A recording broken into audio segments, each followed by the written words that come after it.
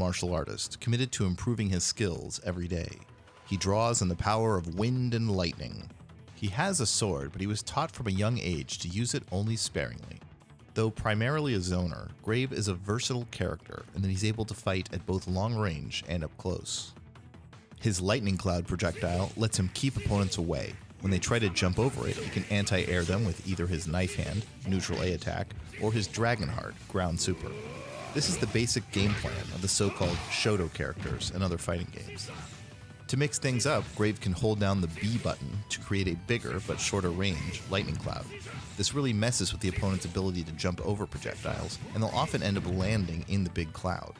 Grave can also control the speed of his normal-sized lightning clouds by holding back, neutral, or forward while pressing B to get slow, medium, or fast versions.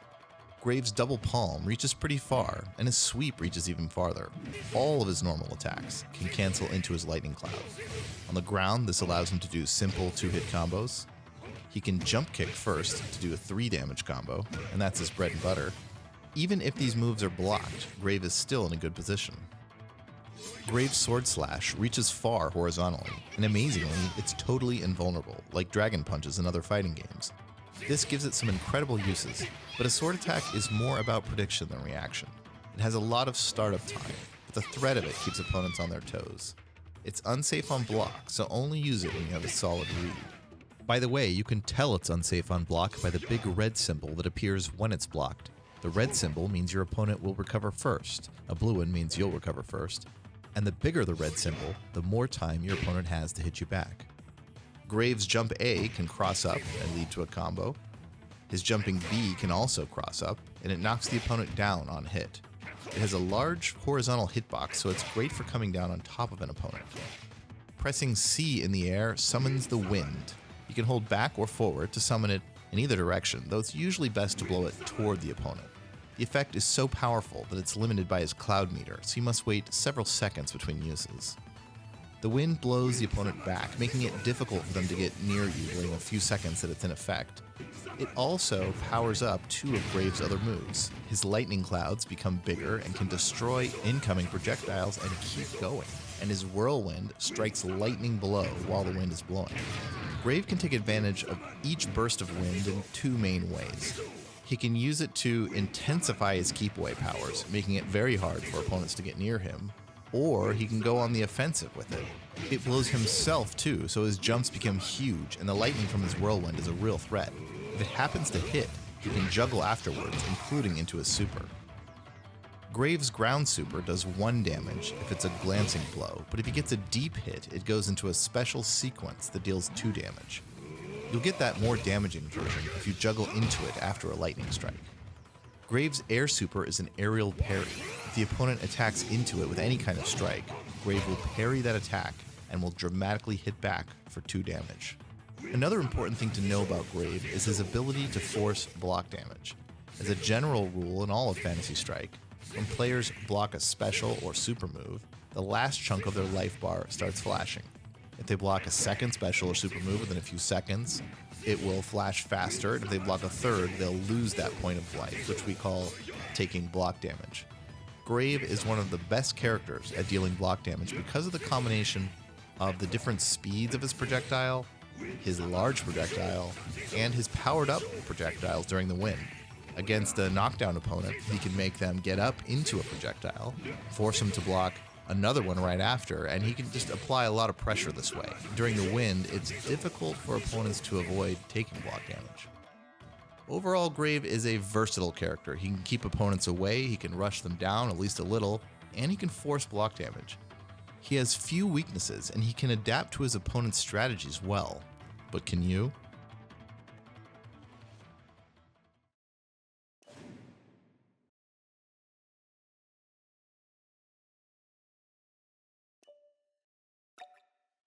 Max Geiger is a watchmaker, scientist, and logical thinker. His particular interest lies in the study of time and whether it can be altered or even controlled. Geiger is a zoning character who can control the pace of a match. He's also Fantasy Strike's version of a charge character. Whenever Geiger holds forward, he loses his charge, meaning his gear meter instantly empties. It fills very quickly as long as you either hold back or simply stand in neutral. He can't do either of his 2 ground special moves or his Air C unless he's fully charged up. So in other words, he cannot walk forward and use those moves right away. Because his 3 gear meter moves have this inherent drawback, they're very good in other ways. His first ground special move is Time Spiral.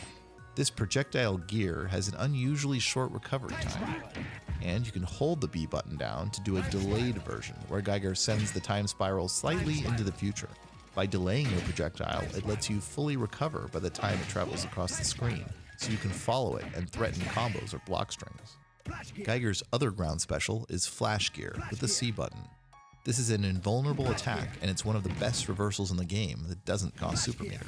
He can use it to hit jumpers or simply blow through attacks on the ground. Only the start of it is invulnerable, so try to do it late against jumpers. Your gear recovers quickly enough that you can sometimes throw a Time Spiral, then Flash Gear the opponent as they jump over it. Geiger's ground normal moves all have very different purposes. His forward plus A backhand is a long-range, fast poke that can potentially combo after a Time Spiral. In order to do this move, you have to hold forward though, which means you'll lose your gear charge. That can be worth it because his backhand is that good of a poke. His neutral A punch has short range, but it can cancel to specials. That lets him combo to either Time Spiral or Flash Gear. But remember to keep holding neutral or back or you'll lose your gear charge. His back plus A step kick allows him to travel forward without actually holding forward, so he can advance a little bit while keeping his gear charge. This move has slow startup, but it's extremely safe on block, allowing him to do pressure strings of several moves. If you hit with a step kick, you can combo to Flash Gear.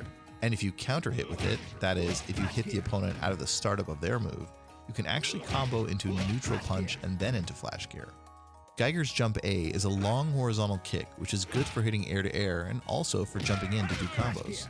His Air B is Phase Out, a move that briefly stops time for himself, but not for anyone else. During this brief time, he's completely invulnerable. He can use it to avoid enemy moves, even enemy supers, and to mix up his timing and his jump arc to confuse the opponent. And Geiger can still attack after a phase out on the way down. His Air C is a drop gear, a diagonally downward kick. Like any special move, it triggers block damage. You can use it to start pressure strings that threaten even more block damage. You can use it to cross up if you're close. On hit, you can combo off of it. You can't jump forward and use drop gear because it requires you to have full gear meter. This means it's important to consider your spacing so that you can work in a jump straight up C at opportune times. A nice trick is that you can jump forward and phase out, which takes long enough that your gear meter fills up while you're still in the air. Then, drop gear before you land. This lets you threaten some offense while still keeping your options open.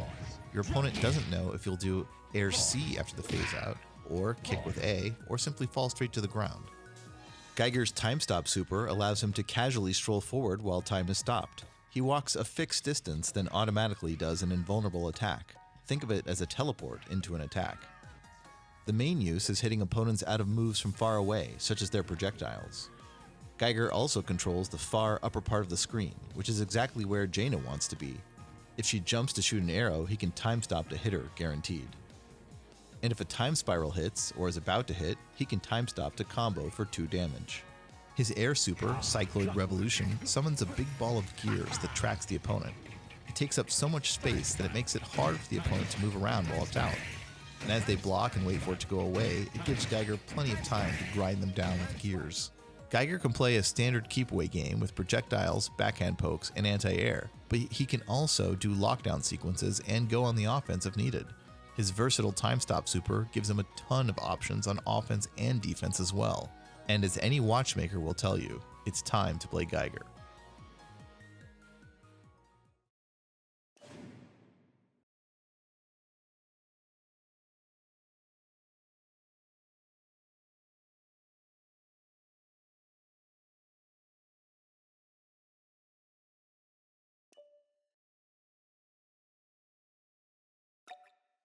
Setsuki Haruki is a ninja student at the Fox's Den School. She's eager to learn, especially from Grave, and she's incredibly fast, agile, and stealthy. Setsuki is a rushdown character. She has only 5 hit points, tied for least in the game, but she makes up for it with her ability to overwhelm the opponent with speed and tricks. Let's start with her air moves. Her air A, B, and C are Dive Kick, Kunai Toss, and Flying Fox. Her Flying Fox can be done toward the opponent or away, and she can do it 2 times before landing. On hit or on block, she can also cancel it into her Dive Kick or her Kunai. Her bread and butter combo is Flying Fox, Dive Kick, Normal Attack, then Super. That's 4 damage, and it's one of the most practical 4 damage combos to land in real matches in the whole game. There's 2 drawbacks to be aware of here though. She can only do this combo if she has Super Meter, and the Flying Fox move has pretty low priority. So if you really need a high priority attack, it's best to start with Dive Kick and only do 3 damage total.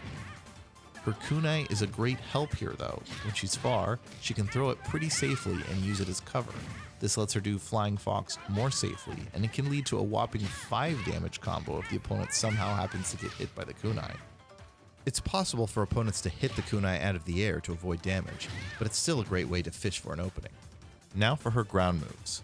Her Slide is safe on block, and it gives plenty of frame advantage, meaning she recovers before the opponent. Her neutral AA is a 2-hit series of knee, then elbow. Her knee is one of the fastest moves in the game. Though it doesn't normally combo to elbow, it's still a good pressure sequence, and if you counter hit with the knee, meaning you hit the opponent out of the start of a move, then it really does combo to the elbow. For example, if someone tries to throw you and you hit them out of their throw attempt with AA, it will be a true combo for 2 damage. Her double palm, which she learned from Grave, reaches a bit farther than her knee. Characters can't usually cancel normal moves to super, but Setsuki's knee, elbow, and double palm can all cancel to super. Her Slide doesn't cancel into her super, but it can still combo to super anyway after the slide recovers, if you hit with it just right. Her ground super, Esper Dash, has come up a lot already. Unlike most supers in Phantasy Strike, this one is mostly for combos. It's not invulnerable at the start, and one of Setsuki's weaknesses is that she has no true reversal. That said, her super does become invulnerable after it travels a bit, so you can go through projectiles if you plan ahead. Setsuki's B is her ninja port. She dashes forward and hits as she flickers into an invulnerable state, then she ends with a very high priority kick with a huge hitbox. It's kind of like a Dragon Punch from other games, but you can only do it after the ninja port. Her double palm combos to the first hit of the ninja port kick for a true 2 damage combo, but it's a bit risky to do because she's then committed to do the big kick at the end, which they might punish. The 2 hits of her ninja port kick don't usually combo, but if you space yourself correctly at the max range of the move, they do combo. The ninja port kick is great at hitting jumpers, and if the opponent doesn't jump, she can hold the B button down to end with a special throw instead. She can generally use this move to cause a lot of confusion and make the opponent question whether they should jump and which direction they should try to block. Setsuki's C button special is Starlight Tumbler. If you hold the C button down, she does a special throw that the opponent has to jump to avoid. Remember, jumps always beat special throws. If you press C instead of holding it, then you can end with either A, B, C, or Super. You basically get the same moves as if you were jumping. Ending with A, the dive kick, allows you to keep up your pressure. Ending with B can be useful to change your trajectory, allowing you to avoid things like Rook C throw. Ending with C is great to hit jumpers who are trying to avoid your special throw. Ending with Super is kind of a trick shot, but it means the opponent can't simply react with a reversal every time they see your Starlight Tumbler. Setsuki's Air Super is a parry move, sort of like Graves, but with Setsuki's own flair. After she parries an attack, she disappears, leaving a log in her place. The log can hit the opponent depending on the spacing. Also, Setsuki teleports to the ground and becomes invisible. You can actually control which side she teleports to by holding left or right. Sometimes she can juggle the opponent for a second damage, but in any case, she can use her few seconds of invisibility to confuse the opponent into taking even more damage. Unlike Graves' air parry super, Setsuki's works even against projectiles. You can even use it when you're full screen from the opponent in order to turn invisible if you want. When you put all these pieces together, Setsuki can take control of a match. She can throw kunais looking for an opportunity to start her pressure. Then she can go in with Flying Fox threatening a 4 damage combo. She can also pressure with Starlight Tumbler and with her ninja port moves, making the opponent feel like she's all over the place. She takes more inputs per second to play than any other character, which is fitting for a character all about speed. Keep practicing and make the Fox's Den School proud.